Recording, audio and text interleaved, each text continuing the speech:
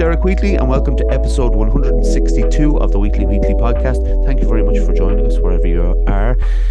I want to thank Jennifer and Louise for coming on last week. We had a great chat about women's health and acupuncture and a lot of stuff that I learned, and a few people approached me afterwards to ask me about it, and I directed them towards Jennifer and Louise, so hopefully they went there. They're down in Limerick, by the way, and all the stuff is on their Instagram. You can support us on Buy Me a Coffee if you like. Still don't like bringing that up, but it's all part of it, isn't it, you know? But my guest this week, I'm very excited to say, is an actor, and he's star of Patrick's Day, The Dry, Vikings, etc., etc. And his name is Mo Dunford. How are you doing, Mo? Hey, Derek. Hey, great to be here, my friend. Thank you very much. And like I said before we start recording, congratulations on another Irish Film and Television Award nomination. Thanks, Derek. Thanks a lot. I just woke up there, and you reminded me of it just while we were talking. So it's a lovely surprise. What does it? Especially because it's just out now, you know. So it's a lovely surprise. Yeah, and we will be talking about The Dry. That's what you're nominated for, and it's a funny thing when sometimes people will say like, oh, awards, like it doesn't really mean anything. What does it mean to you to be nominated in this country for those awards? Well, it represents the story that you believed in from the moment you read it, and I've always believed in The Dry, in Nancy's writing. We've come through 3 or 4 years where the IFTAs haven't been on in person. I was 25 years old or 26 years old when Patrick's Day came out. And there's an added hype or excitement. I'm 35 now, you know, and there's an added hype or excitement back then where you put your onus onto that, going, God, it would be great. But now you just look at it and go, wow, I did all those scenes with Roisin. And Roisin has never had that opportunity. And this is Roisin's first lead where she's doing something incredibly brave. And there were so many names in the category that it was just a lovely surprise, and to be alongside actors that are on the world stage and you admire, you know, alongside Ciarán Hinds and Paddy, to be nominated. And I'm always very free with Paddy Breathnach. So this means a lot because of the collaboration there and Nancy's writing. So look, there's a lot out there on streaming. There's a lot of successful Irish stories, and everybody seems to be making a hype about Irish stories. But in a way, I like this because it's been out for a year in other countries, and it's literally just out now. So it is a surprise, but it feels great to be part of it, you know. Yeah, 8 nominations, I believe, for The Dry. Is it? Wow. I think now it's 8 or 9, because sometimes, you know, when you see the list and it's like obviously Banshees of Inisherin, I think at the most in total, but I think it was 8 or 9, which is a fantastic achievement, really. It's a nice icing on the cake. You know, I've watched you for about a year now, and I always see Network is in the back of the wall behind you, and I always think that's very serendipitous, because with the nomination train is a hype train. Yeah. With the acting train is the response of, oh, it's so great. It's you know, it's all about the work, and it is. But a lot of these things can be hyped up and in the media made something more of. But at the end of the day, it comes back to the stories are being recognized, you know. So that's how it is. That's what it's all about. And speaking of stories, and you know from Listen, we always start with a short history of your upbringing, Mo. Yeah, you gave me fair warning about this, and I think I'd be well prepared. But my name's Morris. I'm from Dungarvan. I'm 35 years old. My mother, Moira, is a secondary school teacher in the tech here in town, and my father did a myriad of jobs. He left school when he was about 15 years old, and he was in the armed forces. He did that for about 12 years, and he worked in a factory, and he didn't really like, but he supported us as a family. As did Mam. And then he gave that up, and he ran a pub in Cork, and we all moved to Cork at the weekends. And Mam would finish her job teaching, and then she'd work behind the bar. And I was about 7 or 8, so I would watch a lot of movies when the folks weren't around. And that somehow gave me a love of movies, being lonely and isolated, and Mum and Dad working all hours. And And the pub burnt down a couple of years later, and Dad changed his life, turned his life around, and went into treating addicts and becoming a psychologist. And that's what he worked in as his field in my mum's school before they retired. But from those days of watching movies, I somehow got the want to become an actor and read someone else's words from a script and say them and have your face on televisions around Ireland or around the world and be an actor. And that's what I've been doing for about 15 years. It's funny. I knew you're from Waterford, but I didn't know you were from Dungarvan. I spent a weekend in Dungarvan. Now this was when I was about 20, maybe. No, actually, probably a little bit older. But it's a gorgeous town. It's on the coast, and that it's just. I mean, it's beautiful. It is, yeah. I remember getting pissed off when I was around 10 because Podge and Rog were on TV. They took the piss out of Dungarvan on their show. And I used to look forward every Monday night. I have the Podge and Rog 70s show, Friends. What else was on? Bachelor's Walk. I used to really look forward to it. And it really annoyed me back then. But that was Celtic Tiger days. Yeah. And it's amazing how time can change things, and you see your town changing and advancing, and people from outside of Dungarvan wanting to move here before the pandemic, during the pandemic.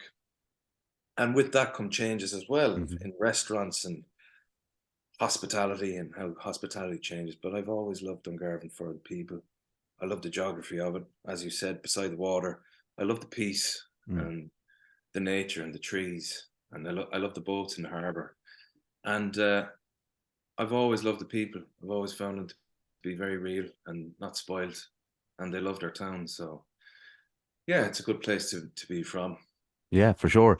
Mo, could you tell us when you first became aware of mental health?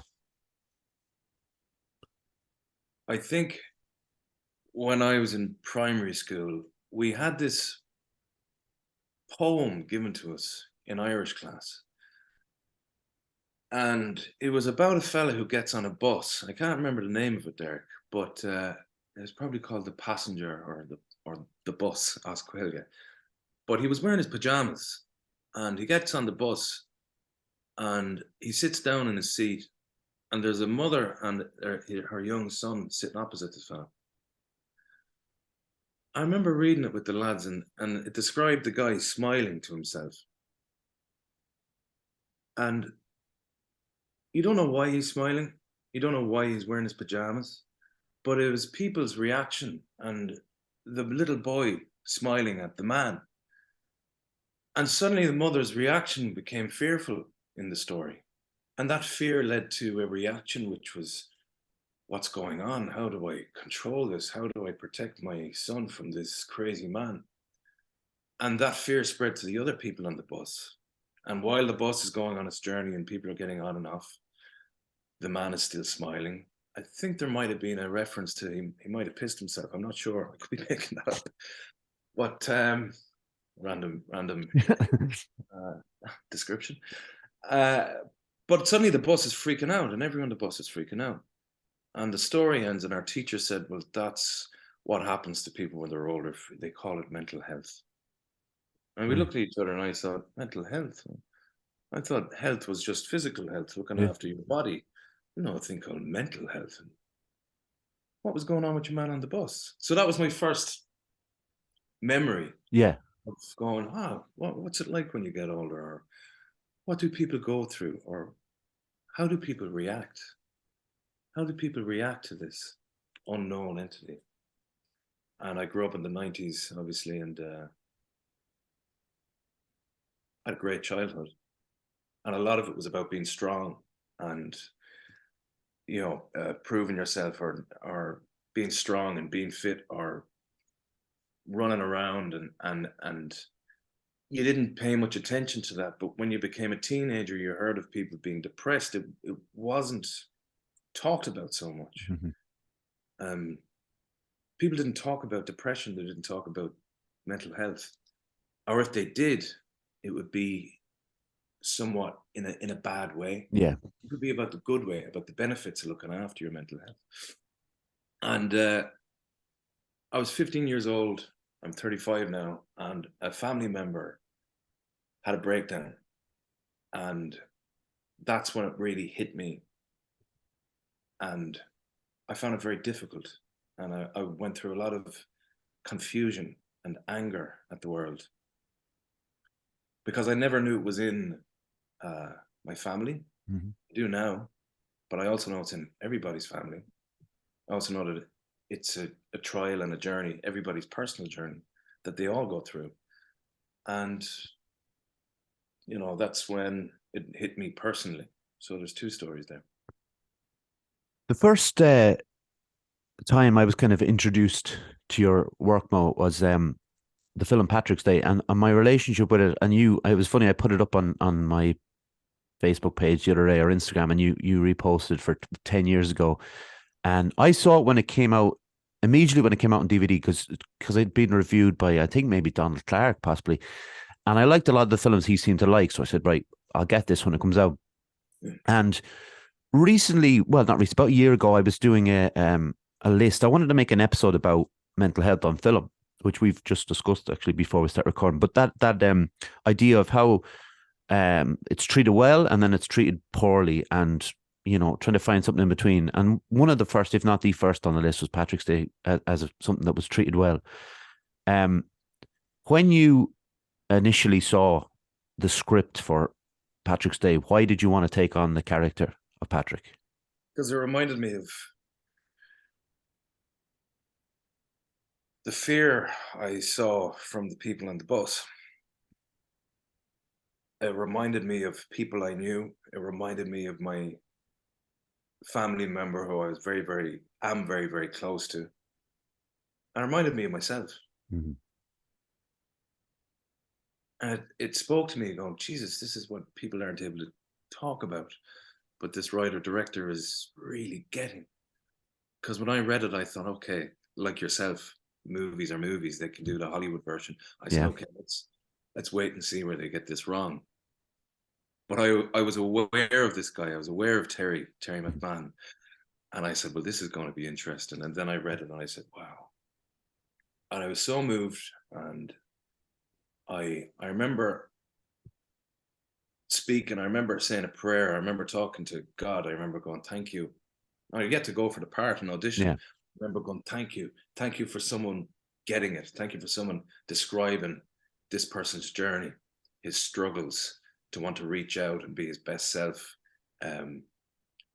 regardless of all the opposing forces saying that you're not able, or you don't deserve it, or you're not worthy of it. Mm-hmm. So that really spoke the meshing of Patrick's journey, of wanting to fall in love, of wanting to be his best possible self, of believing in his own truth, versus the opposition, the opposing forces that we all allow our everyday life sometimes to be affected by. But that was my reaction. I had to go for it then, Yeah, I mean, absolutely. But when I think about someone going for a role like that, there has to be an added responsibility on your shoulders, because you are, for people who haven't seen Patrick's Day, you are playing someone with a severe mental illness, who is schizophrenic, and they're in a home. And I won't fill in all the gaps because people should go and see the film. But that responsibility on your shoulders to play that with nuance, and to show that this guy isn't just like a label of schizophrenic. There's a real character in here and a real person in here. That's where I see why that's on the good side of mental health performance in film, compared to some that are just, they don't want to show you the human side of a person. So I do think that I wonder about that, the responsibility you felt when you took on the role. I get what you're saying. And Patrick was, in a way, very, very simple. And you could look at that it's very complicated, but it just spoke to me. Mm-hmm. And what was amazing, Derek, was people's response to that movie when it was made. I had complete trust in Terry. Mm-hmm. He wrote it. And Terry would allow you to be free, no matter the words on the page. He would encourage you and enable you to bring your own personal story to it, your own sense of freedom, your own interpretation, and really run with that. And that was the same with Catherine Walker. That was the same with Kerry, to really run with that. People's response to that was amazing, because I went around the world as a 26-year-old with Terry. My first time in the States, all of the freedom Patrick was looking for, in a sense of going on his journey. Yeah. I went on my journey, and I was over in the States with my best friends, Terry, going around to all of these festivals. And quite often at award ceremonies or at festivals, when a movie is put out there, people get up on stage and they get thanked, and they say, "Oh, thank you so much. Thanks for coming to see our movie." But it's in the writing of Patrick's Day. Terry has this real empathetic, generous power where he makes the story and what people have seen relatable to the person in the audience, that one person in the audience. So all of a sudden, I would be traveling around the world, and it wouldn't be about us. It would be about this person telling a story about their sister or their father or their struggles. And as a 26-year-old, it was my first movie, seeing these people relate their own stories, I just felt, Terry has done something right here. This is what I would love to pursue in acting. And when it came back to Ireland, there was a lot of talk about what we were just talking about, depression and mental health, not being spoken about a lot 10 years ago. I think a lot's changed in the 10 years now, for better and for worse, but for better in the way that it's been spoken about, Yeah. But a lot of it was, it's okay to not feel okay, and it's absolutely okay to ask for help. And we got a lot of people coming to us from Pieta House and mental health organizations. But the God's honest truth about playing Patrick was, you don't play him with a disability. You play him as him. He doesn't want to be judged as a fella with a disability. That's like the guy in Network I watched, Peter Finch's character. He doesn't play it like he's a loon. He plays it like he's sick of the lies, and he just wants to be truthful. And the side message of Patrick's Day is only dawning on me now, the older I get, and the message that wasn't really in the script was, if you look at that as a metaphor of Patrick's struggle, that the more I think about it, it's actually really about freedom, not being censored, and fighting for truth. And all of the opposing forces, be it mental health organizations, be it employers, companies, bosses, parental control, they are all in our way in everyday life, trying to stop us from saying our truth. And Terry's story that wasn't really hit on was about freedom and fighting censorship. So there was two things going on. What I also love about the way it's shot, because what I saw with Patrick in your performance was a sense of wonder to a lot of the things that was going on in the world, and he saw things that maybe we wouldn't see, in different ways. But the way that Terry decided to shoot it was, the framing was very different. It would, like, you'd say if you've got a front face shot of Kerry Fox, and it might be cut off here, and there might be some kind of dazzling lights happening in the background. And there is in a couple of scenes with Patrick, the light is a huge important part of the story. And I thought that direction was used, as well as in the writing, as well as your performance, as like everything out there is a sense of wonder, but we don't see it. But somehow Patrick sees it in the days. There's little moments where he's framed in the window and he's got an airplane, and he's got this idea of airplanes as this magical kind of vessel that will get him somewhere else. That to me was such an important part of the film. Like, it was stunning, and like sometimes I like to say, "Oh, it's stunning in its simplicity," but I don't think it was simple. If it was simple, everybody would be doing it. So I admire the direction of the film as much as the writing, really. And throughout that, the other level was, I had my story, but Terry would fill me in on the technicalities of what he was hoping to achieve, and hoping that people would get it. And I loved Yeah. that you got it there, because he worked really hard with Michael Lavelle to shoot it in a some way dreamlike fashion.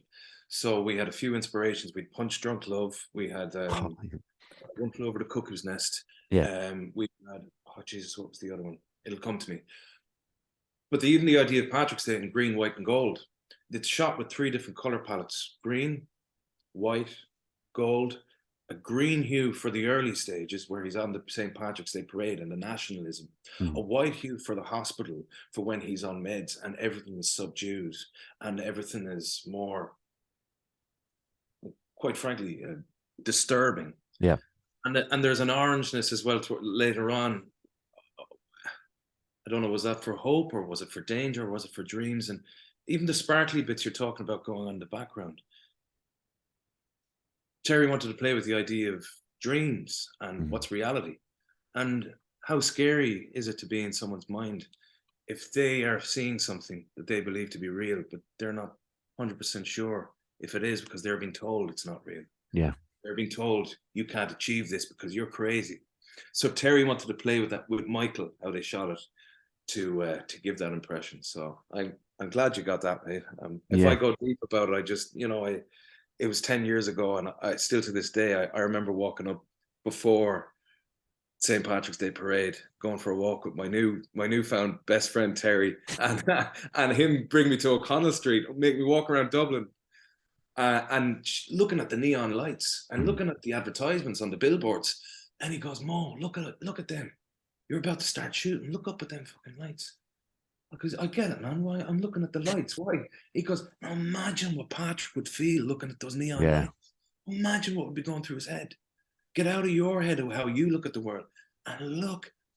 It's like the scene in Blade Runner, the sequel, when Gosling is talking to that avatar that he's imbuing with love and hope. And I look at that like Karen. What Patrick is wanting from Karen, what he imbues. It's no different to what we have on our phones, what we on social media, on the card about the plane ticket. I had that plane ticket for about 7-8 years before I lost my wallet. I took that plane ticket with me everywhere, because that was like a ticket out here. But there was a lot going on in A Simple Story, and Terry made an amazing character because of being an Irishman, working in mental health treatment centres. I suppose seeing how Hollywood can get it wrong as well. For sure, yeah. And I everybody should go and watch Patrick's Day. And if you live in Athlone, I have my copy, so you can have my copy. Yeah, listen, I very seldom loan out, and I'll tell you why. I think I might have brought this up before. I had a great cardboard special edition copy of There Will Be Blood, so I gave it to a friend, and they sat on it, and it's forever ruined. That hurts. It does. Hurts. I understand. Yeah, I understand. Yeah. And that's like, we were talking about favorite films. That's up there for me. So that was, it cut me deep. But I also want to talk. So you go. No, talking about something that your first film, Patrick's Day, and then you go to something like the remake of Texas Chainsaw Massacre and the Hollywood side of things. First off, I want to ask, when you are changing your accent up completely like that, do you need to get a vocal coach, or do you just pick an American accent and go for it? Well, it was about 3 years ago, and my brother was at home, and I remember I was at home and my folks were away, and it was my friends, these Irish directors, the Tohas, that were originally on board, and I worked with them on a very low budget movie, and I'll never forget, they fought for me to give me an opportunity for getting Texas, So they said, right, you'll have to go through the hurdles. And I'd watched enough American movies, and I love Americana, Derek, I suppose, like yourself, to go, yeah, I can do that. And I've met a few leather faces in my time in Dungarvan as well, late at night in the nightclub here. But so I thought I had that, backstory. But yeah, you do it. You send off your audition. Yeehaw! Have the cowboy hat. It was bonkers, but the Yeah. opportunity and the opportunity that I was auditioning for, and a following week later, the pandemic hit. And I was kind of going, wow, I never thought that Leatherface and Texas Chainsaw, a movie that I used to watch with my brother years ago when I was 16 years old. He'd watch the first one with his mates, laughing his ass off. I think out of fear, and the sequel, laughing his ass off because of the comedy. Yeah. And me going, Jesus, what are the chances I could actually go over and do this American movie? My first American movie. So there was a real joy in that, going, things are insane. The real world is sort of insane, and there's this opportunity to go over and do this. And I did it. I had to go through a few hurdles, and I had to, but it was a long process. And then I wound up in Bulgaria, and I did get a dialect coach. Mm-hmm. Because they said, right, you're going full on. You're going full on with the whole, yeah. And weirdly enough, it was the easiest thing I've done. Really? Weird, really weird. It was very, very strange, because one would think that the pressure, and it was legendary movies, and they make Interstellar and all of that, and Inception, and it was the easiest thing I'd ever done, because sort of goes back to Patrick's Day, and working with Irish crews and the work that I've done. We only get 4-week time slots to make a movie, and in that space of time, there's a lot of struggle, there's a lot of cold, there's a lot of low budget, there's a lot of really having to mesh together to get the stuff on screen. And I think as the years went, 7 or 8 years go by, you get used to that, and all of a sudden you're in the big ball ground, and there's so many decisions being made which are completely outside of the collaborative, creative aspect. There's decisions on, there's decisions on what color dresses are they wearing. There's decisions on this. There's a political climate. It's the fact that America was in complete disarray. They're trying to get in a woke, cancel culture, racism, Confederate flag, snowflakes, LGBT, gun control, you name it. Yeah. From a movie that I watched with my brother from the best era of cinema from the 1970s. And you think about it, mate. I just thought about it, going, I was in shooting in Bulgaria, of all places, and these money men, it's the biggest load of budget I've ever been involved with, and they're making all these. They're all going things are going pear-shaped, and all I had to do was my job, and the city in where I was, it was Sofia, 7,000 years old. I was in a pandemic, and Hollywood's been around for about 120 years, and you realize what a dream, what a joy. And the character was sort of like a character that I grew up watching. I watch a lot of Steve McQueen, just because Steve McQueen always does stuff in his movies.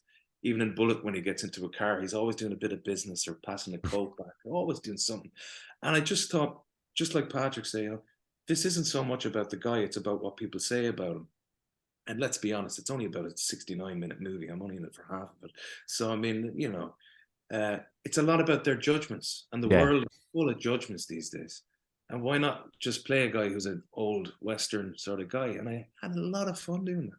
The job was really easy to do. And I felt like a kid again, watching Texas with my bro. It was like I was in a dream, When, like, that is interesting about your character, because your character is, when, like you mentioned, all the stuff they tried to squeeze into the film, that was going on in America at the time. But your character is very, very down to earth. And not in the way where I think about you. It's great to mention the kind of 70s, because they in cinema in the 70s, they would have these down to earth characters, but there'd be something slightly off about them. Maybe if you want to take it to an extreme and go Deliverance, but like we don't need to go that far to get it. Yeah. But that's what I liked about your character, and there wasn't anything particularly bad in the character. When you are making a film like that, there is we mentioned before, and maybe your description's better than mine, but I always think like, you're down, like you're remaking an absolute classic and you're down 25% immediately on Metacritic, on, Rotten Tomatoes, all that stuff. And you said it's more than We're that. down more than that, buddy. But why does it, like, for me, I'll give you my opinion on the film, and I'd be like very honest with you. First of all, spoiler alert, I hate that whole thing, but we have to say it. Your death is the best death in it because it's just relentless for like about 30 seconds. You're like, okay, stop now. But I thought some of the stuff, some of the kills and stuff in the film were great, and the production design, all that was great. Some of the problems I have with the film are silly now when I think about it. Like one of my problems is one of the deaths is a chainsaw goes through someone, they're held in the air, they get put down, and they're still alive. Right, but that's a Texas Chainsaw Massacre. I mean, they're not. They should be extreme and silly. There was another point in it. What was it? I think it was the idea of the transporting people that happens so often in horror films. They're bringing the man to the hospital, and that's where Leatherface, goes off in one. And I kind of think that kind of transporting of people, and the bus is always going to crash. Like we know, or the ambulance is going to crash and stuff like that. But for the most part, Mo, like it's a pretty enjoyable film. Like you said, it's quite short. There's some good deaths in it, and you get what you get what you pay for, really. You do indeed, and it was quite simple what I had to do, like, and I was pinching myself over there because I'm like, whoa. But at the end of the day, you made an interesting comparison there to Deliverance. We know the guy is dodgy because he has a dodgy teeth. He speaks in a dodgy accent. You go, Yeah. that boy ain't all there, is he?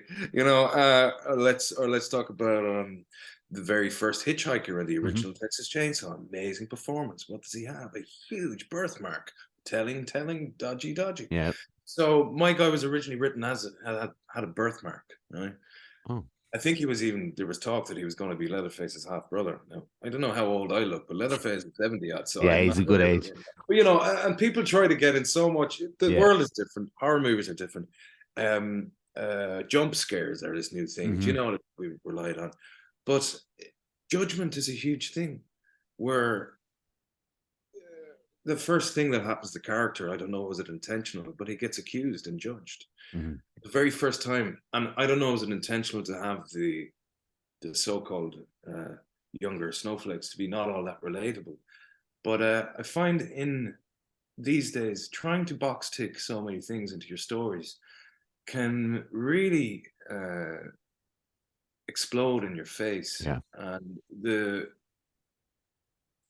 even in 10 years, the change of relatable characters, relatability is somewhat going out the window, I find, with a lot of these stories. And I don't know, was it intentional? Because there are very clear commentary on cancel culture, touch me and I'll sue you. It's what they say to Leatherface, which I found quite funny.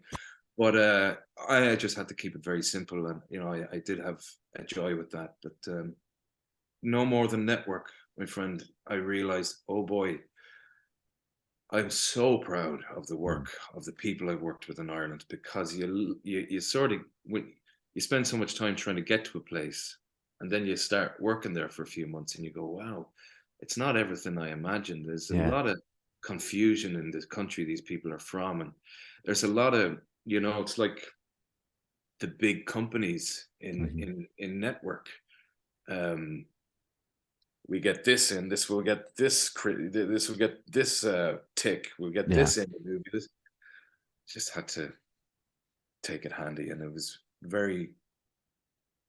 I'll never forget what those two Northern Irish directors did for me, because they were originally attached, and again, these box tickers in the background freaked out because they thought the movie wasn't going to work, but it wasn't the guy's fault, it was the actual story itself. Yeah. They freak, and that's the way the world is right now. They're two of the best directors I've ever worked with, the Tolls, and it was a real. I sat down with them on their last day, and they said, "You can't. We know you want to leave with us. You stay here. You've been working so hard for this. We want you to stay." I don't know if you know the story, but that's what was happening. No. Yeah. And on my very last day was when I died, that horrible death, and I just remember thinking of my brother.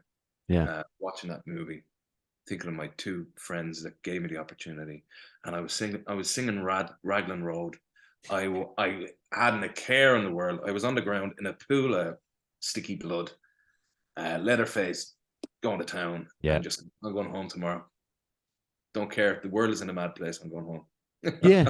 I mean, home. that's a beautiful way of looking at it. And is that, do you really enjoy that side of like Ireland, making films and TV in Ireland? Is it just, you talk a lot about the box tickers or whatever you want to call them. Like, is that why your is that where your joy kind of comes from, working over here?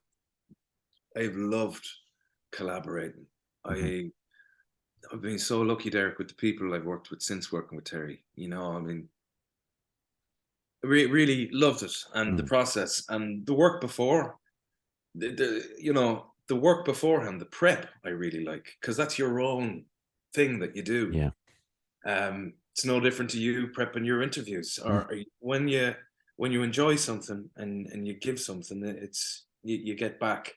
But yeah, I've found Ireland has uh, been in danger of losing spur of the moment decisions. I found that I've gone to Bulgaria to do that in the pandemic, which is Mhm. bizarre, and it was wonderful, and I had a joy doing it, and I could be very free. I found that freedom's very important to all of us. I've really tried to search for a sort of freedom in my roles now, because the world wasn't giving it to us, and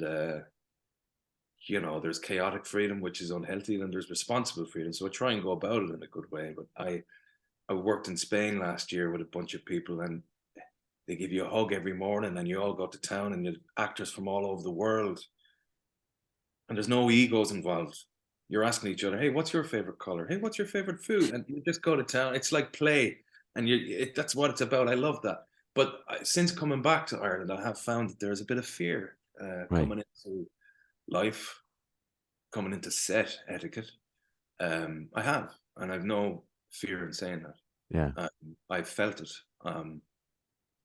I found, in a sense, in the pandemic, uh, because people were so scared, it was also going hand in hand with the times that we're in, and this "you're either with us or against us" mentality. And I found, even going on set, if an AD is bringing you to set, they would nearly go out of their way to show you that they're good at doing their job. So you Right. have to come with me now, and I'm not going to leave you out of my sight, because I have to show you I'm good at doing my job, because I'm kind of afraid. I found the same on the floor sometimes. I found it since coming back to Ireland. There's a bit of fear. The best way I can describe it, and I might be going off topic here, but I think it's all relatable. Alan Watts says that, if one is conscious of their body language, and if they're looking at themselves from the outside in, if they're conscious of making doing something wrong, Hmm. well, then, it could be a large gesture, it could be saying something that they don't want to say, and it could be you and me talking right now. And if one is conscious of doing something wrong, well, they're not going to be relaxed. They're going to be stiff. Um, and I relate that to acting, I relate that to life, I relate that to being on set and talking to someone. Now, if you look at that from a community aspect, if communities are looking at other people and scared that they're spies or agents, and there's people out to get them, or they can't do anything wrong, and they're afraid of making a wrong move, well, then in life and on set, you may as well be clubbing yourself over the head, because there's no creativity there. And I find it has um, definitely infiltrated life. There's no doubt. Do you find it like uh kind of The speaking on that? creativity is great. Yeah, of course. And do you find it kind of um easy to be someone who isn't worried about, what they say to people? Because obviously you're a very empathetic character. You're not someone who's just going to go out and insult and upset people or Oh, whatever. I But would be a liar if I said I didn't think about it. You have to be yeah, aware. You have to be very selectful in what you say. But I don't.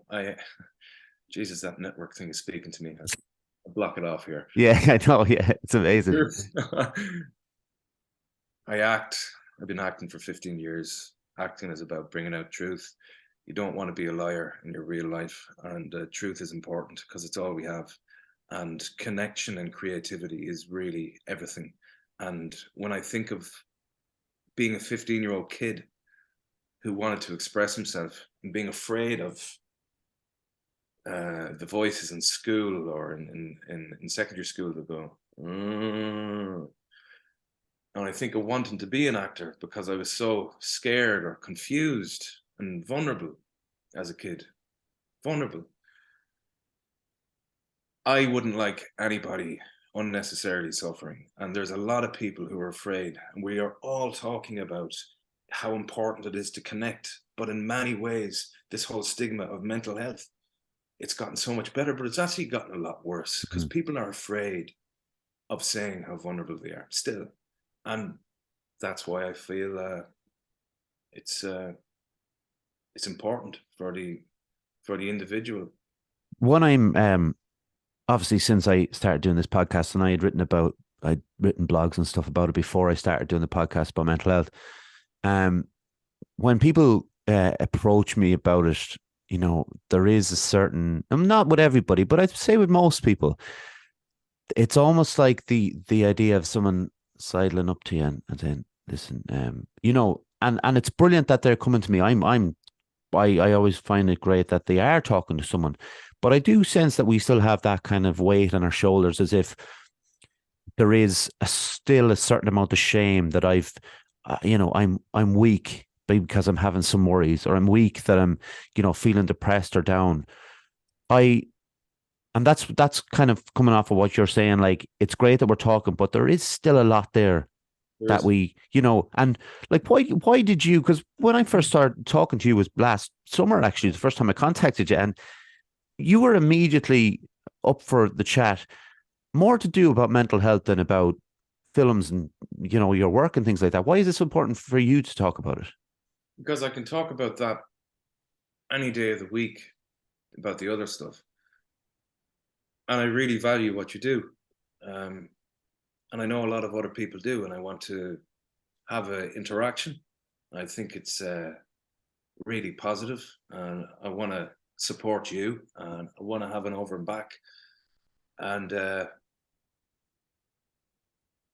I put it to you this way: when Patrick's Day came out, and then I was used to going around the world and talking about it with Terry, but I always felt inhibited as well of not talking about that. I always felt that feeling of, and I really felt that that's gone now. Mm-hmm.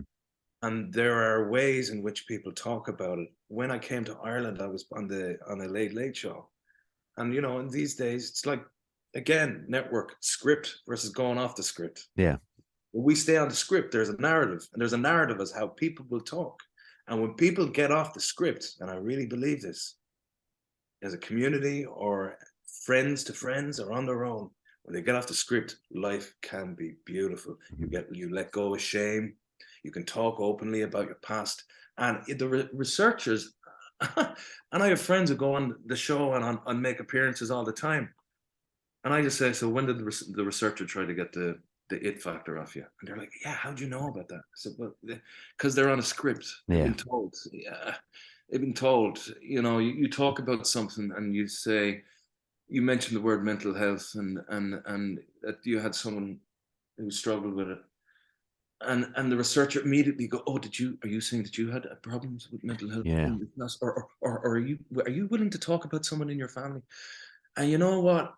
I had a problem with that, and I was angry about that.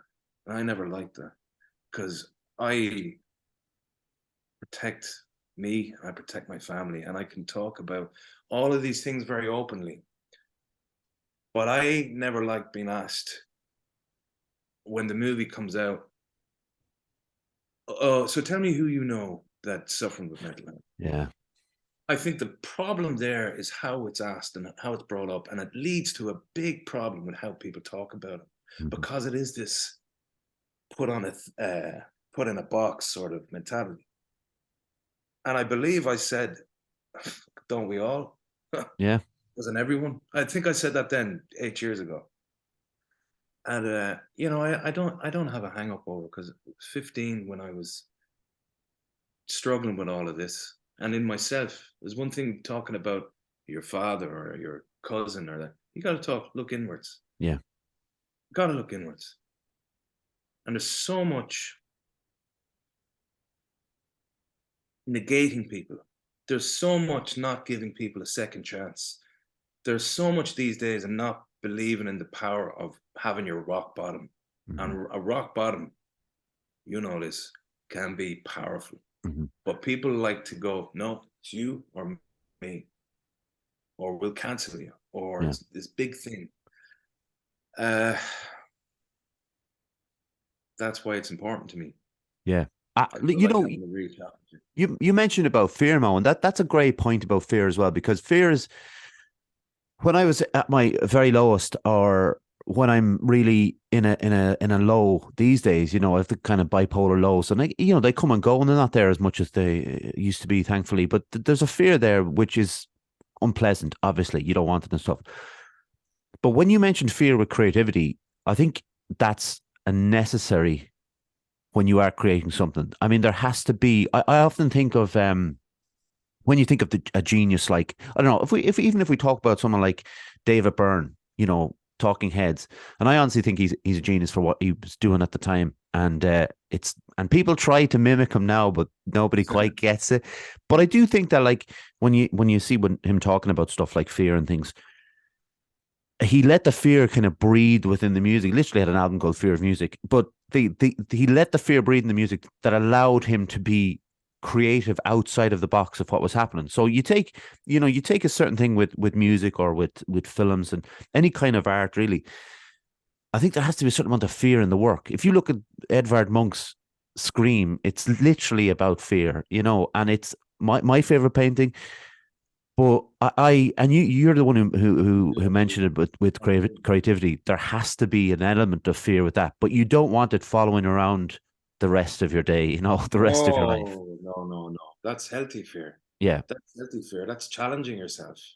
That's pushing yourself.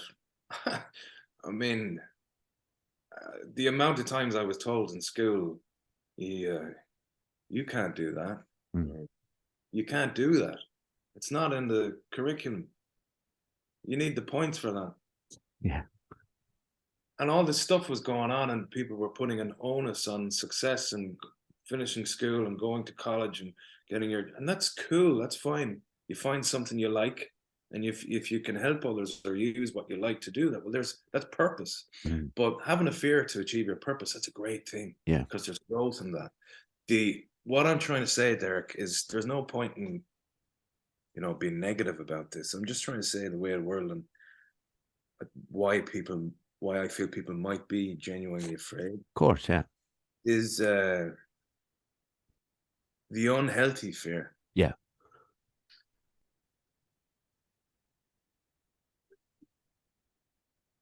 If you're, say me as a 15-year-old, if I was afraid, if I was confused, if I was angry, if I was hurt, and I say to myself, I never want to be hurt again, so I'm going to wear an armor, I'm going to put a shell on me, no one's ever going to hurt me, and I'm going to be right all the time, and everybody else is wrong.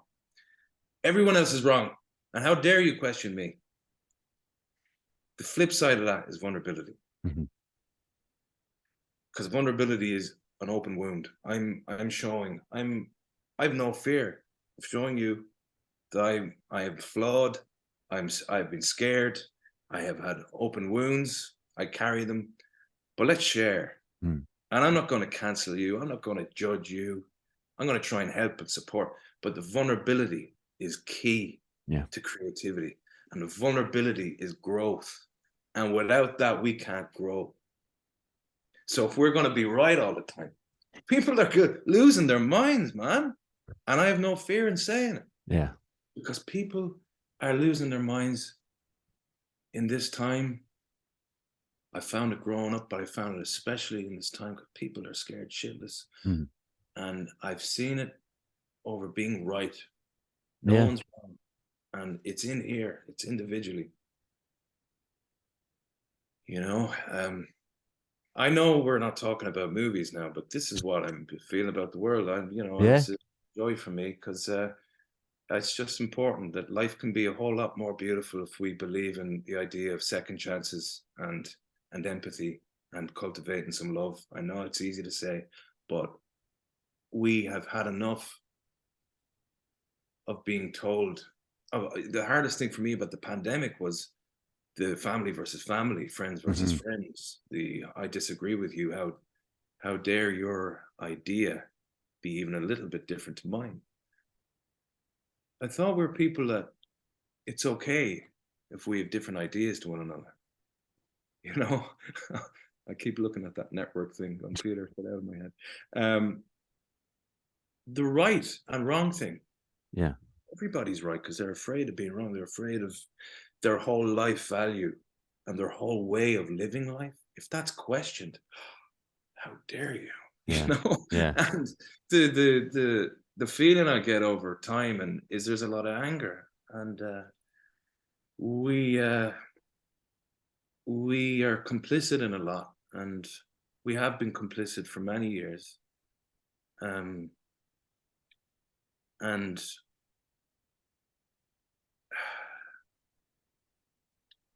it's a mental health problem. Yeah. Something has to be done within ourselves.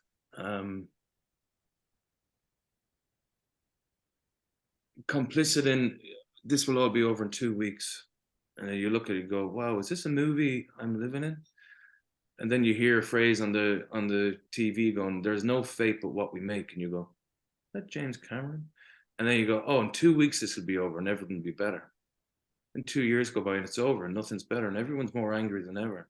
Everyone's angry at the rise in bills. Everyone's angry at the racism that's come out of our country now. Yeah. The absolute horrible shit we are talking to these people. And we will say it's for our own good, it's for our children. You're not caring about your children. You know, you are caring so much because you're afraid, because it really questions you and your values Hmm. of how you think life should be. This is why that's why I feel this chat is important. I this isn't something that kind of I thought about before we spoke, before I hit record, obviously. Um, I would be remiss not to mention Vikings, its popularity, Mm. um, the interest in people have in looking back at not always fantasy, a lot of it based in historical events. But when we talk about things like Game of Thrones and Vikings and things like that, people seem to love looking back at things. And I wonder, is that the idea to the escapism from now, like all the stuff you're talking about, all the anger and disappointments and things like Oh, that. God, 'cause I thought you were doing a real swivel there, and I was like, "Oh shit, if I overstepped my mark?" I was like, "Oh, No, just no, I find it, I've always found it like fascinating, Mo, that like people love that escapism from the present day, and to get away from maybe the anxieties that they feel, and when I like hit when I was really bad and really struggling, films were my way out of what I was going through. Yeah, me too. That's the amazing thing about films. Yes. I love it, but I do wonder about the popularity of these things. And you obviously are in Vikings. I think you won one of your IFTAs for Vikings, if I'm right. Okay. One Yeah. of Yeah. three. No, no, I did years ago now. It's years Yeah. ago, but I did. Yeah. Were these things for you? No. Were these um, TV programs and films about kind of historical events? Did you enjoy these things before you were in Vikings? Well, again, going back to being in that pub, Yeah. I watch some crazy movies. You probably are the same. You Yeah. know, I see what's hanging on your wall. I know what you're. I watch some crazy ass movies with my friend at the weekend. Stuff I shouldn't even see. I saw Nicholas Rogue's Walkabout when I was like 8 or 9. You know what I mean? Yeah. All this stuff. We won't even go into Paul Verhoeven stuff I Oh shouldn't have seen. God. Yeah. Right. uh, and I remember there was a lounge that wouldn't be used throughout the day. And there was a big picture on the lounge, a drawing of this gorgeous place in Cork, Gugan Barra, yeah, by the dance floor. I used to make up. God, this is way too much information, but yeah, I used to. I've been quite bored Mhm. And I used to imagine the backdrop was like something from Braveheart, you know. Mhm.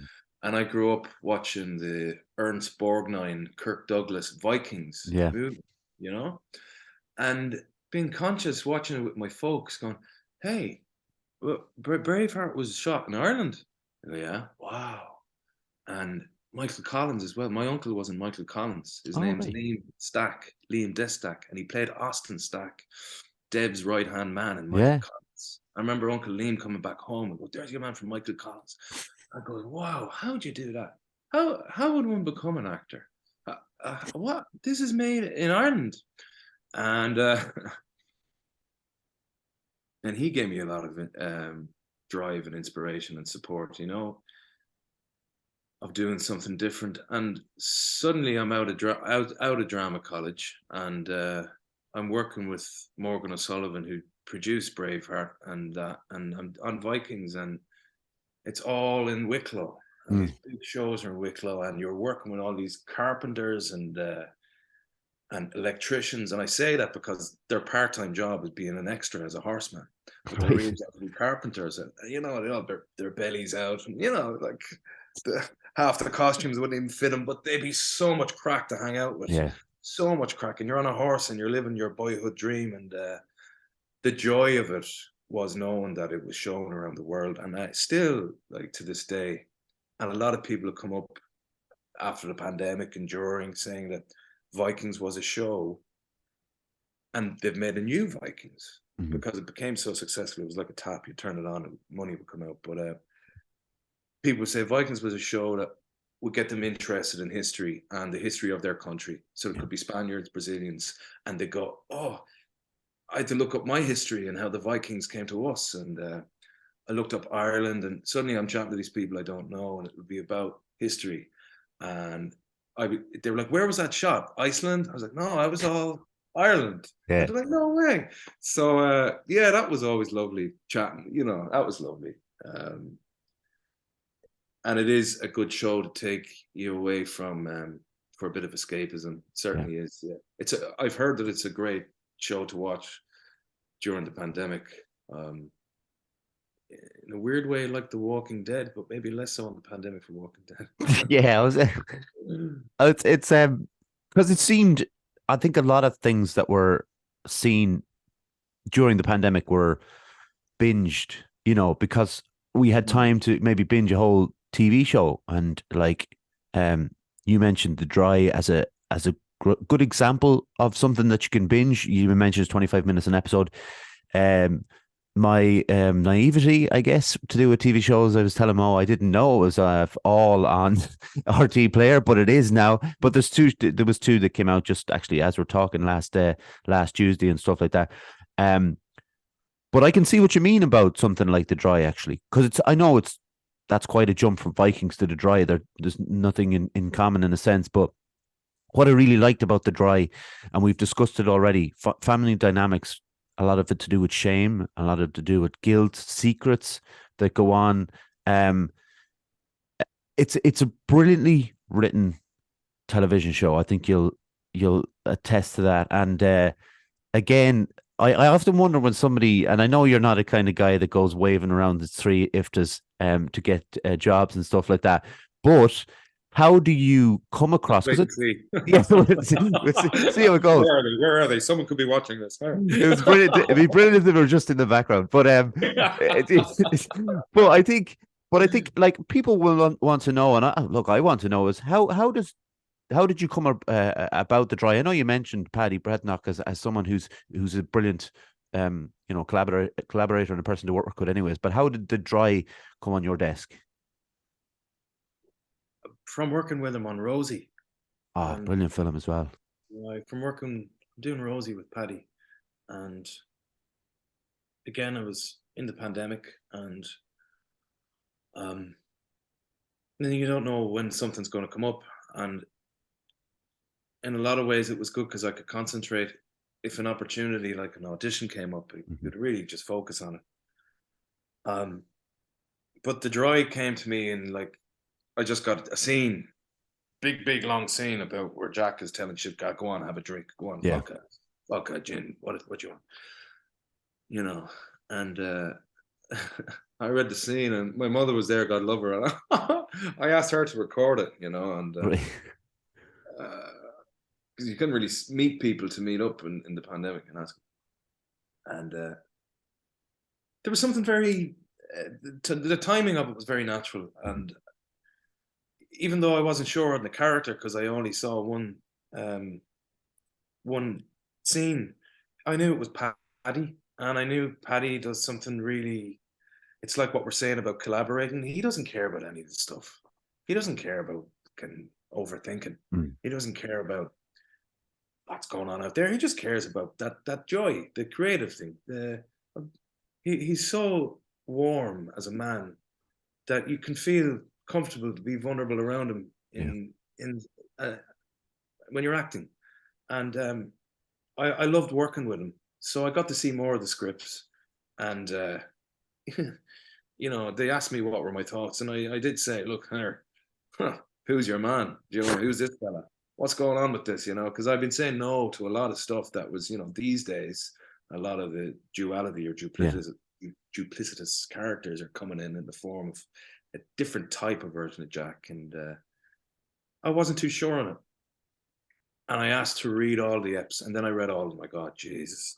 It's exactly like what you said, Derek. The shame, the unspoken, what's brushed under the carpet, stuff that relates to what you and I are talking about, to Patrick's Day, to your podcast, to our interests, being Irish. It's relative around the world, and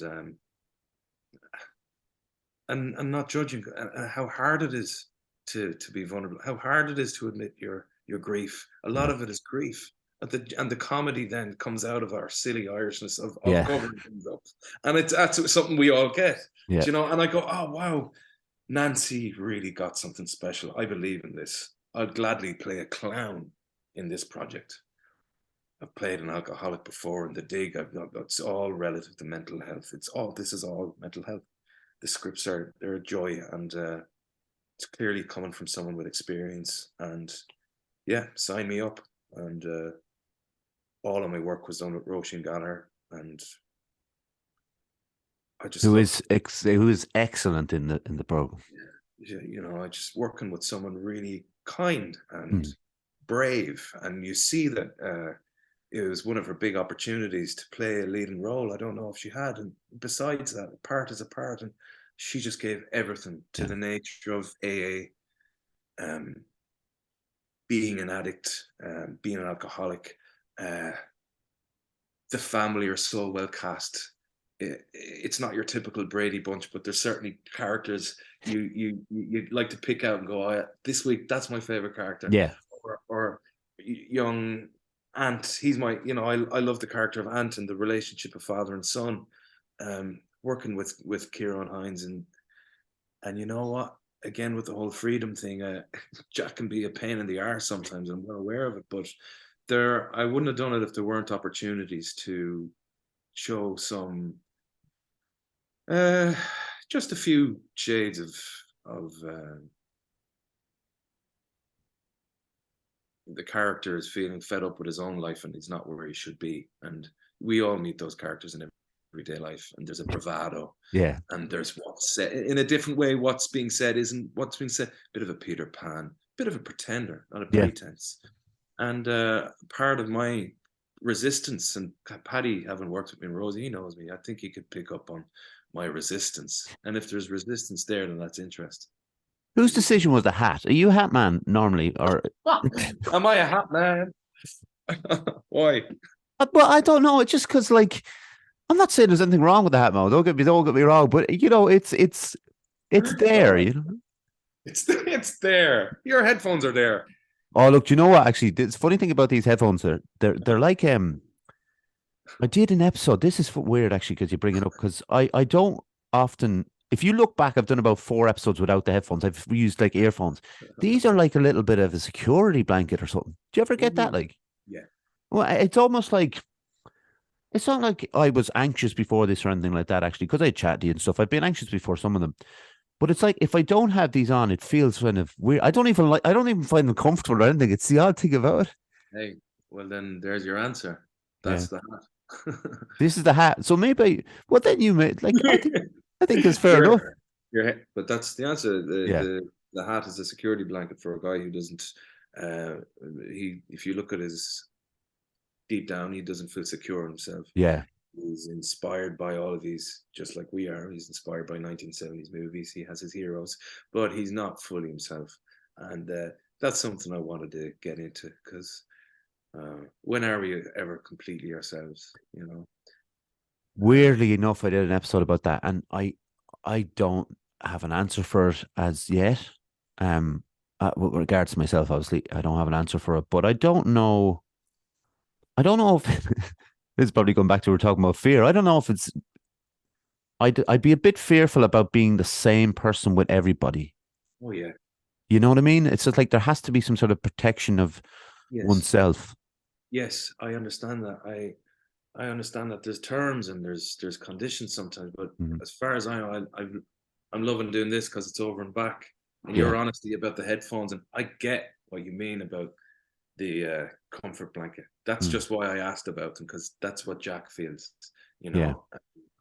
And I had so many questions about that because I was like, oh man, really? You know, your man looks like Blackie Connors from Glen Rose. yeah. He For does actually. God's sake, like, you know. And then as I went on, I was like, hey yo, Adrian, hey yo, oh, hey yo, little Marie. Yeah, I was in Rocky, but again, it was a big chat over the look and the big leather jacket, the hat. It's sort of 1990s bohemian, isn't it? But uh, there's too much time spent on talking about it. You know, it's kind of funny because the hat is now very much part of him, and yeah, yeah, I grew fond of the character. I did. Uh, you wouldn't want to be living in his mind or acting out or living as him. I can tell you that. But it presented a lot of opportunities to have some fun, yeah, and they're binge-worthy episodes. I'd recommend that more than two per night or whatever. yeah, And they're only 25 minutes long, but you said something there about people not being the same all the time. yeah. I think that's great. You know, I think that's really good. We put a lot of pressure on ourselves to be, and that's part of their downfall is they're putting pressure on themselves of Hmm. being the parent or being the good daughter. And that's part of the reason why I like Jack, because if there's any awkwardness, he goes, all right, let's get the fuck out of here. Yeah, Let's go down, open up the bottle. Why not? There was freedom in that. But in Nancy's writing, it was the inconsistencies, and yeah, so much of life is random, isn't it? So yeah, much, like, and I love that about the writing. And there is a central theme of love and understanding, which I like about it. It was good to see. You were saying you 12 Angry Men and Jack Lemmon was one of your favorite movies. yeah. Amazing.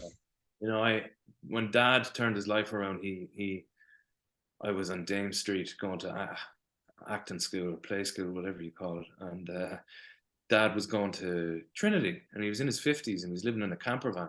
I met my father once on the street. I said, "Where are you off to?" I goes, "I'm going to college. I'm going to be a psychologist or counselor." And you know, I was like, "That's cool, man. Yeah. That's give me a hug." And then the years went by, and he worked in these addiction centres in Coomberra and my mom's school in Cork Prison, and I really like that as a journey. You know, I really like that Hmm. progression. One of the you asked me why I don't want to talk about acting, and that is the older you get. And talking about Vikings was I only ever brought my father to set once, and it was to Vikings because he loved the show, and Yeah. he introduced me to you know James Cameron and Lawrence of Arabia, all the movies. You know, watching movies with that. But it was in a battle scene in Vikings, and lads holding their rubber shields and their bamboo swords. Yeah, yeah, yeah, yeah. Muck everywhere, throwing muck. And they called cut. And I said to Dad, hey, what you think? And he goes, he looked at me and he looked at the walls and he just touched the walls. And he goes, yeah, they're not real. He goes, I work with addicts. He goes, what you do, it's not real. And I go, hey, he goes, I'm going home. I'll see you later. And you know what? It's one of the best memories I have of what I do because it's not real. The connection is the only thing that's real. Yeah. And the dry and the script of what it's about, I'm very proud of because of what the team is and how I always believed it. I always felt the audience, people will find something from that. And that's why I do what I do. And this is the thing, though, like taking my family out of it, but when I was at my lowest, like I said, they're not real. I understand that, but I learned so much from films and performances and the writing within films. Maybe the horrible side of life, the beautiful side of life, the empathy within it, all that kind of stuff from films. And that was the progression. And they can be like, I remember you responded to one of my episodes where I talked about Dumb and Dumber. I mean, Dumb and Yeah. Dumber, do you know what I mean? Like Dumb and Dumber for me, and still is one of the great films because Yes. it's hilarious, it's silly, Yes. but that's what we need sometimes. Yes. Yes. Oh, I'm watching that. I was like on the floor, Yeah. this close to the TV screen. And they're throwing the salt back, Yeah. and pissing in the can in the bottle. Man, sure. Look, I wouldn't be where I was if I wasn't somewhat taken by movies, and neither would you. No. And you know, I can name loads of movies that took me away. It's just in the doing of it and talking about it, I Yeah. suppose. Uh, Sometimes, again, it's actors just talk about their roles and they're afraid of talking about real life. And I'm just at a place where I you can see through it. And Yeah. imagination is a wonderful thing, and empathy is what it's all about. You know. Um, Can I ask though, like, because I do get that, and I just want to ask about one particular film in general, and this is really to do with maybe anxiety within a role. Okay, so when you made Night Ride, mm, um, and it's billed as being done in one shot mm, over the right or the correct time, the hour and a half, whatever it takes mm, to film and stuff like that. I was wondering, can you, the way you shoot something else, we'll say like Patrick's Day, it's, mm. cut up, cut, go again, stuff like that. Can you enjoy something like Night Ride? It's like more like a play than a film, I guess. Mm. It's a really good question. Um, and again, movies are there to be enjoyed, although uncut gems and Lock. Yeah, I suppose again you are feeling the tension, Yeah. but to watch tricks or an actor choosing his moment, knowing they have a take. Um, his name Jimmy Stewart, James Stewart. You always say acting wasn't about the lines, but about the moments, how you might pick up a mug. I'm not going to pick up the mug, but I'll pick up a phone or close the Yeah. blinds, open the blinds. And with Night Ride, because it's all one take, it wasn't allowing all that much. And in many ways, when you're doing that each night, like a play for 90 minutes in one take each night, you don't want to feel like you're on the rails Yeah. or on the track. But I felt in a lot of ways, I felt I was on the track. And, we can, you know, talk or dispute how much it affected or improved or took away from the enjoyment or the performance. But I really do love and enjoy when actors feel free.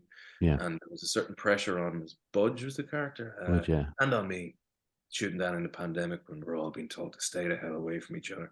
And I'm in Belfast driving around 20 kilometers in a car, mad shit.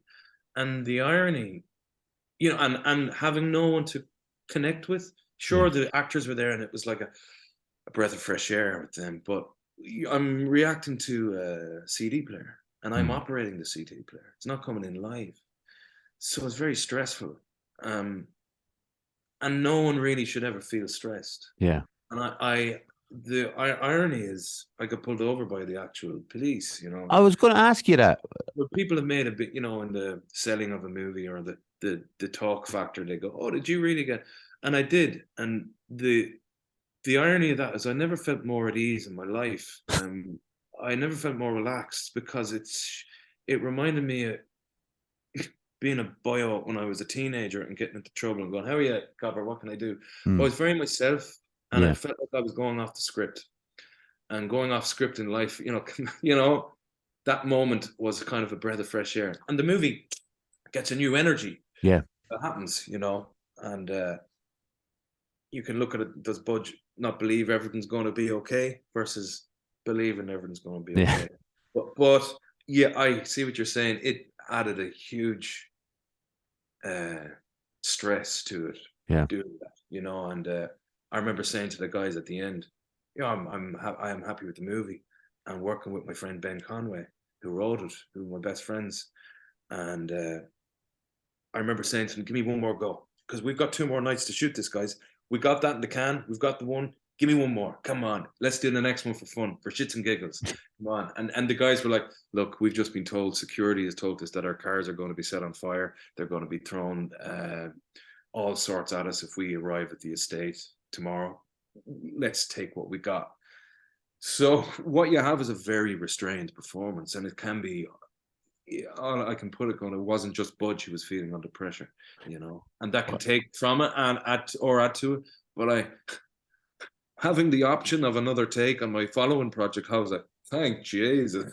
I think you would like that is a really 70s like movie, the pacing and the direction stuff. But what I loved about it was you mentioned Uncle Gems, for instance, and even if you want to take something like Victoria, which was obviously a one-shot film, and what was the one in with Stephen Graham and the chef? He was a chef. That was another one. Burn. What's it called? Oh, yeah, something like that. But I can't remember now. But Yeah. I remember watching that in the same way as I watched Night Ride. That just this like anxiety, but a good anxiety. I'm so used to bad anxiety sitting in my chest, but this is a good anxiety because the clock is Boiling going. point. Oh, that's what it is. But every time it showed the clock, the anxiety cranked up. Every time the phone rang or you said call, and then I was thinking, oh, what's going to go wrong now? Something's going to happen. And then, like, That's good. that's what it's about, though. Like that, like to be. That's good. I'm glad. Yeah, that's nice to hear. Yeah, I mean, whew, it was heated. It gave me such a sense of gratitude. Mhm. I know this sounds strange. Having finished it, it gave me such a sense of gratitude and joy and just breathing space and love for what I do and cruise and the nature of far shot, wide shot, go again. Yeah, And working with Stephen was very, the process was really enjoyable, starting off in the prep. But he was a stickler. He was a stickler for going, less is more, Mhm. concentrate, hands at 10 to 2, look forward, blah, blah, blah. Whew, it was a technical. And sometimes you forget about the technical and you do it. Yeah. It was a balancing act, and I'm glad you said what you said, that you got something from it, because Absolutely. I don't think it could be construed as a rom-com experience. Certainly that. It is Certainly. like a play. It is like a play. Yeah, and like just so people know, it's actually on Netflix, so you can go and watch Night Ride. So what I ask this of everyone, Mo, what do you like to do in your spare time? I'm a dad. I'm a Yeah, father, so I love being a dad. Um, he's a teenager now. is he? Wow. Yeah, Yeah, and I get a lot of joy from that. I have a bike, a rower, and a motorbike. I don't take out in this cold weather, but I enjoy the summer days and taking it out a couple of miles. Uh, uh,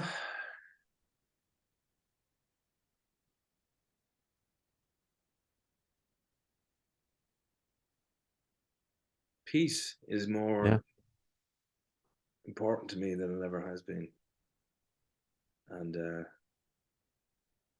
very much trying to stay in the moment right now, in every day. yeah, Get a lot of joy and gratitude from that. And it's a day-to-day thing. It's a minute by minute sometimes. Um, but I find if you're doing something that you enjoy, or reading something that you hmm like, then you forget about what's going on. Like activities. Yeah. I've enjoyed doing this chat, this over and back. I forgot about everything. And we make so many conditions for our lives, you know. And I just like to do bits and bobs that I can be in and enjoy and not have it all about acting. I've spent a lot of time with my family. My family are important to me. Yeah. And embracing the unknown. I haven't got work for the next while, and that's just the way it is. So just here, but But the thing is, though, Mo, and I have to say this because I have the opportunity to, but because I've got the microphone, and there's many people who I know that love your work in Vikings because they're obsessed with the TV show in general, but also what you gave to me with Patrick's Day. And then obviously later on with the other stuff that you did, like you bring people a lot of joy and give them that opportunity to get out of their headspace that they may be stuck in, 22 hours a day. And if they get that little glimpse of a film that can, they can see something in, they can see some guy with a chainsaw running around, butchering people. It's all, you know what I mean? It's all an escape to something else. And I just wanted to say that because it is very important for me, and I know for a lot of other people. From you, that's lovely to hear. Thanks, my friend. And what you do, you always keep it real, and there's a lot of value in what you do. I wanted to just chat to you, my friend, because what you do is great, and you come from a real grounded place, and this has been a joy. It really has, Derek. And yeah, I we'll do appreciate it that. again.